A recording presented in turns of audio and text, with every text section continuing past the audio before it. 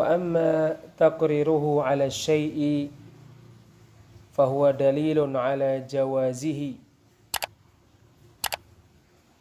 ala al-wajhi alladhi aqarrahu qawlan kana am fi'la.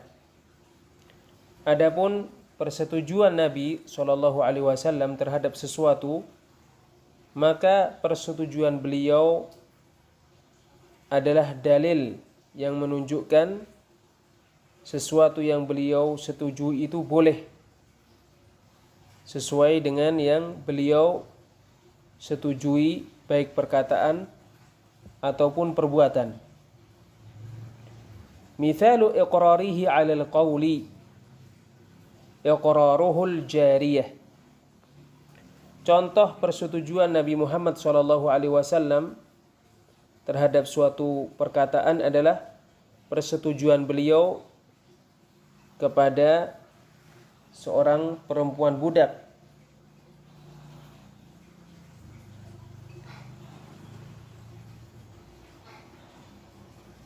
yang beliau tanya, budak perempuan itu beliau tanya, beliau menanyakan kepadanya, Aina Allah? Di mana Allah? Qalat, perempuan itu menjawab, Fis sama, ya, di langit. Wa mithalu iqrarihi 'ala al-fi'li iqraruhu sahibas sariyah.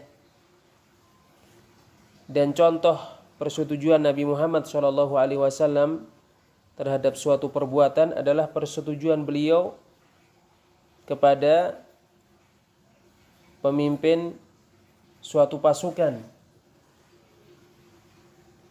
yang mana pemimpin itu membaca kepada teman-temannya, ya, mengimami teman-temannya dan membaca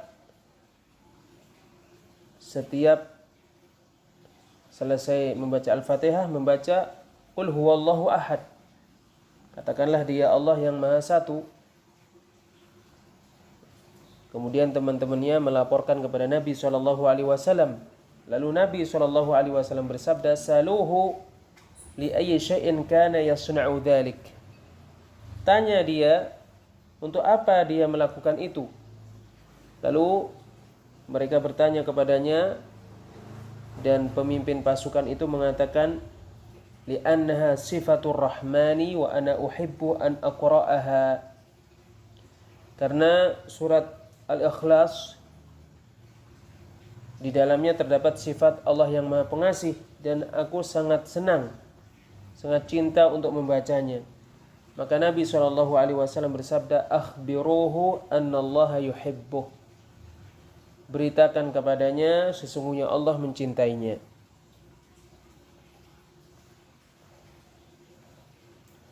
Fa amma ma waqa'a fi ahdihi wa lam yu'lam bihi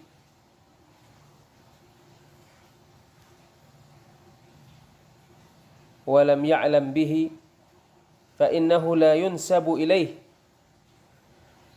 Adapun apa yang terjadi pada masa Nabi SAW sementara Nabi SAW tidak mengetahuinya, maka tidak dinisbatkan kepada beliau.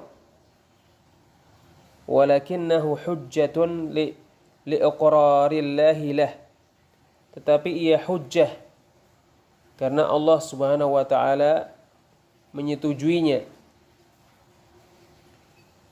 Oleh karena itu, para sahabat radhiyallahu anhum berdalil, yaitu dalil untuk membolehkan al-azl, karena Allah Subhanahu wa taala mensetujui mereka. Jabir radhiyallahu anhu berkata, kunna na'zilu wal Qur'anu yanzil. Kami melakukan azl ketika Al-Quran turun. Muttafaqun alaih. Muslim menambahkan, Sufyan berkata, walau kana syai'an yunha anhu lanahana anhu al-Quran. Seandainya azl itu adalah sesuatu yang dilarang, maka Al-Quran pasti melarang darinya.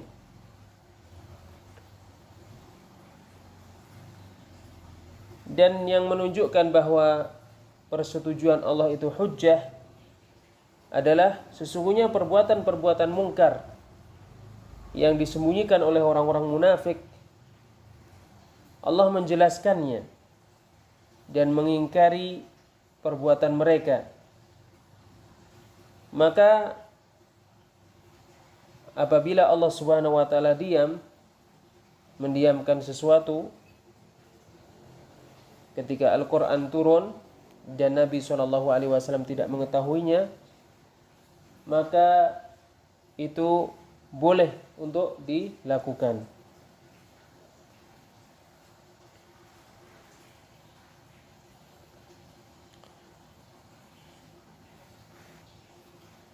Wa mithalu ma udhifa ila an-nabi sallallahu alaihi wasallam min wasfin fi khuluqih. Contoh apa yang dinisbatkan kepada Nabi sallallahu alaihi wasallam berupa sifat terkait dengan akhlak beliau. Kana an-nabiy sallallahu alaihi wasallam ajwadan nas. Nabi sallallahu alaihi wasallam adalah manusia yang paling dermawan. Wa mithalu ma udhifa ila an-nabi sallallahu alaihi wasallam min wasfin fi khilqatih. Dan contoh apa yang dinisbatkan kepada Nabi sallallahu alaihi wasallam yaitu sifat terkait dengan rupa beliau. Kana an-nabiy sallallahu alaihi wasallam rib'atan minar rijal laisa bit-tawili wala bil-qasir. Nabi sallallahu alaihi wasallam pertengahan, tidak tinggi dan tidak pendek.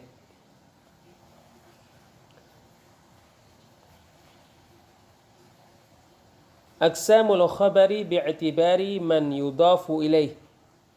Pembagian khabar ditinjau dari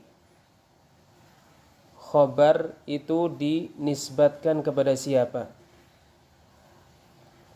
Wa aqsamuhu thalathatun wa hiya marfu'un wa mauqufun wa maqtu'. Pembagian khabar ditinjau dari khabar itu dinisbatkan kepada siapa? Ada 3, yaitu marfu', mauquf dan maqtu'. Fal awwalu, maka yang pertama yaitu marfu', huwa ma udhifa ila an-nabi sallallahu alaihi wasallam haqiqatan au hukma. Apa yang dinisbahkan kepada Nabi sallallahu alaihi wasallam secara hakikat atau secara hukum. Marfu' secara hakikat adalah perkataan, perbuatan dan ketetapan Nabi. Dan marfu' secara hukum adalah apa yang dinisbahkan kepada sunnah beliau atau zaman beliau atau selain itu dari apa-apa yang tidak beliau lakukan secara langsung. Wathani,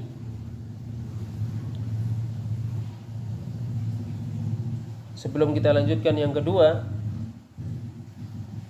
termasuk marfu' secara hukum adalah perkataan sahabat, umirna au nuhina, ya kami diperintahkan atau kami dilarang, dan selain dua perkataan itu. Seperti perkataan Ibnu Abbas, semoga Allah meridai keduanya, umiran nasu an yakuna akhira ahdihim bil bait. Manusia diperintahkan untuk yang terakhir waktu mereka di al-bait. Illa annahu khaffafa 'anil haid. Ini terkait dengan tawaf wada. Hanya saja tawaf wada itu diringankan untuk perempuan yang haid.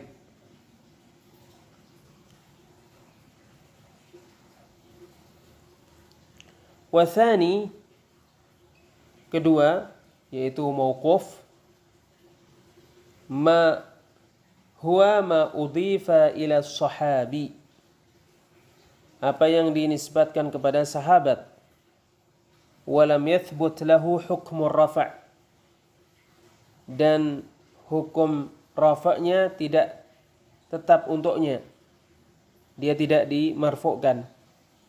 Wa huwa hujjatun 'ala al-qawli rajih, dan ia hujjah berdasarkan pendapat yang paling kuat. Illa an yukhalifa nassan au qawla sahabiyyin akhar, kecuali apa yang dinisbatkan kepada para sahabat menyelisih nas atau menyelisih perkataan sahabat yang lain. Jika menyelisihi nas, maka nas yang diambil, dan jika menyelisih sahabat yang lain, maka dilihat mana yang lebih kuat dari dua perkataan tersebut, mana yang didukung oleh dalil.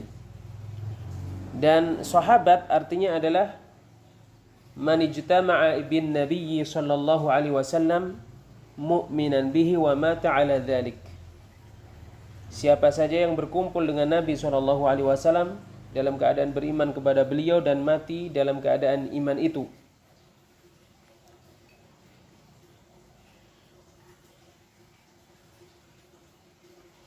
Watsalits, yang ketiga, yaitu maqtu'.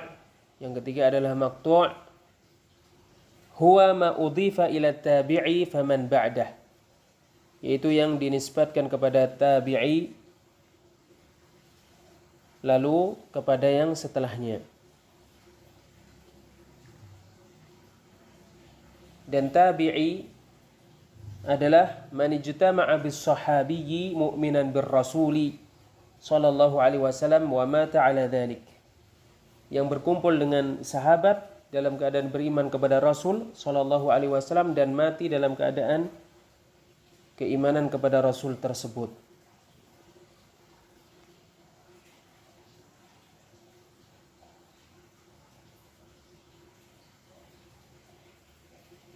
Wallahu a'lam bis-shawab.